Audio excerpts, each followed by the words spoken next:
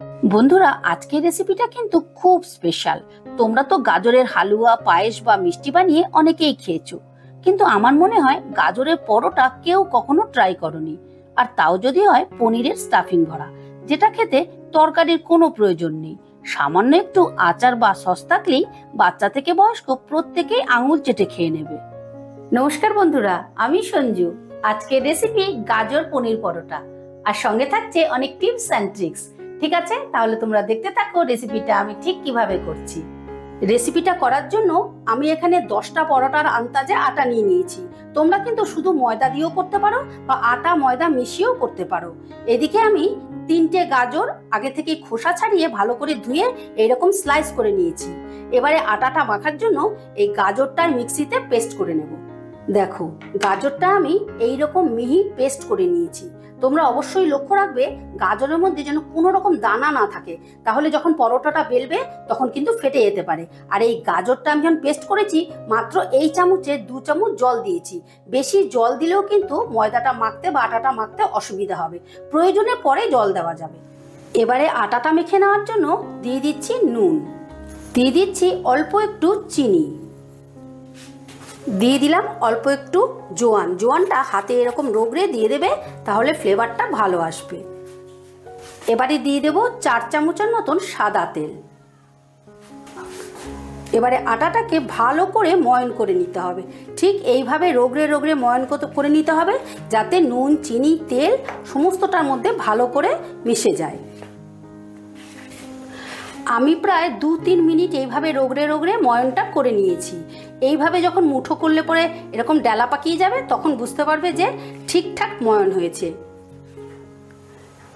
এবারে আমি গাজরের পেস্টটা অল্প করে দেব আর আটাটা মাখতে থাকবো, একসাথে পুরোটা দেব না। আর এখন কিন্তু একেবারেই জল দেওয়া যাবে না। এই গাজরের পেস্টটা দিয়ে মাখতে মাখতে যদি মনে হয় যেন একটু জলের প্রয়োজন আছে সেই ক্ষেত্রে অল্প একটু জল দেব। কারণ গাজর পেস্ট করার সময় যতটাই অল্প জল দেই না কেন, তথাপি গাজরের মধ্যে তো রস আছে, সেই জন্য অনেকটাই রসালো ভাব আছে, তাতেই ম্যাক্সিমামটা মাখা হয়ে যাবে।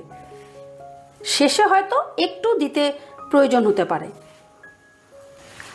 এই দেখো, পুরো গাজরটা দিয়ে মাখার পরও একটু টাইট আছে, মানে অল্প একটু জল দিয়ে মাখতে হবে। এবারে আমি অল্প অল্প জল দিয়ে মেখে নেব। মিক্সি ধোয়া জলটা দিয়েই আমি মেখে নিচ্ছি, অল্প করে জল দিলাম। একবারে কিন্তু বেশি দেবে না, তাহলে পাতলা হয়ে যাবে। আবারও অল্প একটু জল দিলাম। এইভাবে একটু একটু করে দিতে হবে আর মাখতে হবে, তাহলে মাখাটা একদম পারফেক্ট হবে। আর একটা রুটি পরোটা মাখার জন্য যেরকম ডো তোমরা তৈরি করো, ঠিক সেই রকমই একটা ডো তৈরি করতে হবে।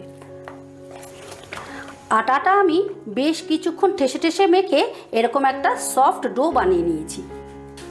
এবারে ওপর থেকে দিয়ে দিচ্ছি অল্প একটু তেল। এই তেলটা দিয়ে দিলে কি হবে, ওপরের সারফেসটা শুকোবে না। এবারে আটাটা আমি 5 মিনিটের জন্য রেস্টে রেখে দিলাম, তাহলে আটাটা আরও সফট হয়ে যাবে।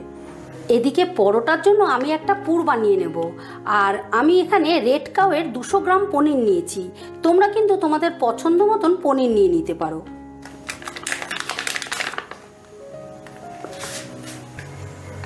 এবারে এই পনিরটা একটা গ্রেটারের সাহায্যে গ্রেট করে নেব। তোমরা অবশ্যই একটা গ্রেটারের সাহায্যে গ্রেট করে নেবে। হাত দিয়ে তোমরা ভেঙে নিও না, তাহলে কিন্তু দলা দলা থেকে যাবে, তখন বেলবার সময় কিন্তু অসুবিধে হবে। তাই গ্রেট করে নিলে একেবারে সমানভাবে পনিরটা রেডি হবে। সম্পূর্ণ পনিরটা আমি গ্রেট করে নিয়েছি। এবারে পনিরটা মেখে নেওয়ার জন্য দিয়ে দিচ্ছি স্বাদ মতো নুন, দিয়ে দিচ্ছি 1 চামচ শাহি গরম মশলা, 1 চামচ চাট মশলা, গ্রেট করে রাখা আদা, আর দিয়ে দিচ্ছি অল্প একটু হলুদ, 1/2 চামচ জিরের গুঁড়ো, 1/2 চামচ ধনের গুঁড়ো, 1 চামচ শুকনো লঙ্কার গুঁড়ো, তোমরা কাঁচা লঙ্কাও দিতে পারো, আর দিয়ে দিলাম 1 মুঠো ধনে পাতা। এবারে সমস্তটা একটা চামচের সাহায্যে মেখে নিচ্ছি। সমস্ত উপকরণ দিয়ে খুব টেস্টি করে আমি পুরটা মেখে নিয়েছি। এইদিকে 5 মিনিট হয়ে গেছে। 5 মিনিট বাদে ঢাকাটা তুলে নিলাম। এবারে ডোটাকে বার করে নিয়ে আবারও আমি 2 মিনিটের মতন ডোটা ভালো করে মেখে নেব। দেখো আগের থেকে আরো কতটা সফট হয়ে গেছে।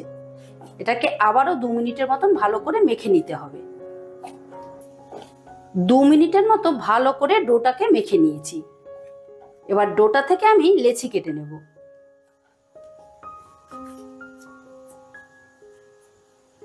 যেমন তোমরা রুটি পরোটা লেচি বানাও ঠিক সেই রকম লেচি কেটে নিতে হবে। সমস্ত লেচিগুলোকে আমি গোল করে চ্যাপ্টা করে নিয়েছি। এবার একটা লেচি রেখে দিয়ে বাকিগুলো আমি তুলে ঢাকা দিয়ে রাখবো, না হলে কিন্তু ওপরের সারফেসটা শুকিয়ে যাবে, তখন পরোটাগুলো করলে শক্ত হবে খেতে। এবারে একটু আটার গুঁড়ো দিয়ে নিচ্ছি। আটার গুঁড়োর সঙ্গে লেচিটাকে ভালো করে মাখিয়ে নিলাম। এবারে একটা রুটি, ছোট দেখে একটা রুটি বেলে নেব। এরকম করে বেলে নিলাম। এবার 2 চামচ দিয়ে দিচ্ছি পুর। পুরটা দিয়ে ঠিক এইভাবে ভাঁজ করে নিতে হবে। এভাবে একটা ভাঁজ করতে হবে আর এভাবে একটা ভাঁজ করতে হবে।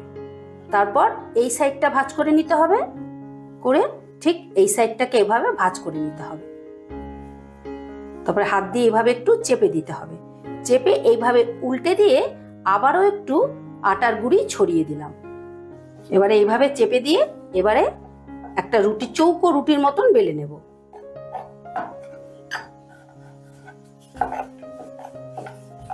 আলতো হাতে বেলতে হবে, না হলে কিন্তু পুরটা বেরিয়ে যেতে পারে।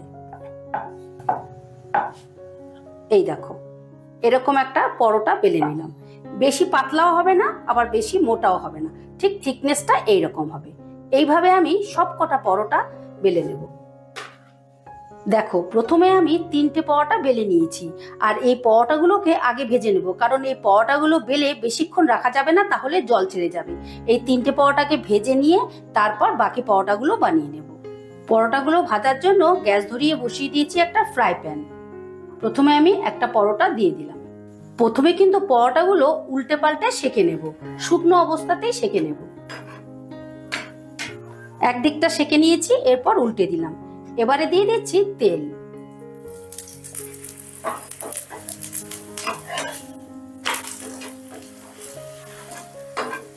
তেল দিয়ে এরকম ঘুরিয়ে লাল লাল করে ভেজে নিতে হবে।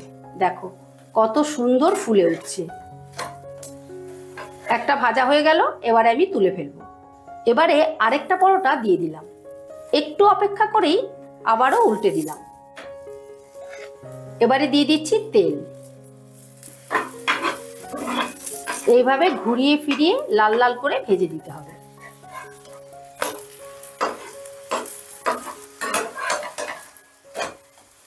দেখো কত সুন্দরভাবে ফুলে উঠছে।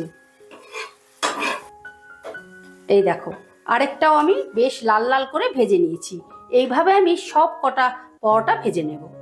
এই দেখো বন্ধুরা, গাজর পনির পরোটা ফাইনালি রেডি। আজকের ভিডিওটা ভালো লেগে থাকলে আমার চ্যানেলটা সাবস্ক্রাইব করে পাশে থাকার অনুরোধ রইল। আবার দেখা হচ্ছে নতুন কোনো ভিডিওতে। ঠিক আছে, টাটা।